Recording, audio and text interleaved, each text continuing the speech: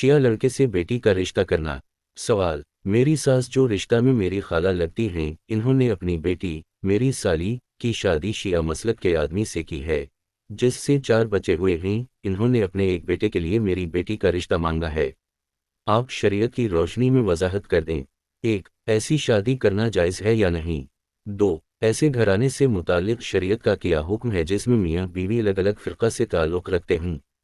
جواب: 1. 2. اگر سائل کی سالی کا بیٹا شیعہ ہے اور وہ کوئی کفریہ عقیدہ رکھتا ہے، مسئلہ قرآن کریم میں تحریف رد و بدل ہوئی ہے، اہل تشیع کے 12 امام کے بارے میں اس بات کا قائل ہو کہ ان کی امامت اللہ جل شانہ کی طرف سے ہے اور امام گناہ سے معصوم ہے، ان کو حلال و حرام کا اختیار ہے، یا جبرائیل امین سے وحی پہنچانے میں غلطی ہوئی ہے، یا حضرت علی رضی اللہ عنہ کی الوہیت کا قائل ہو، یا حضرت ابوبکر صدیق رضی اللہ عنہ کی صحابیت یا شیخین رضی اللہ عنہما کی خلافت کا منکر ہے، یا حضرت عائشہ رضی اللہ عنہ پر بہتان باندھتا ہو، تو اس طرح کے عقائد رکھنے والا فرد مسلمان نہیں ہے اور کسی سنی لڑکی کا اس سے نکاح جائز نہیں ہے۔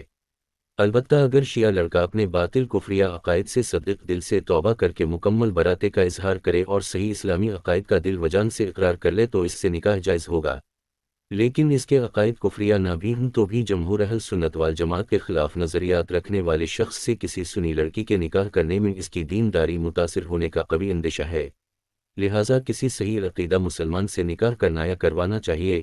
نیز نکاح کے سلسلہ میں نبی کریم صلی اللہ علیہ وسلم نے رشتے کے انتخاب میں دینداری کو ترجیح دینے کا حکم دیا ہے۔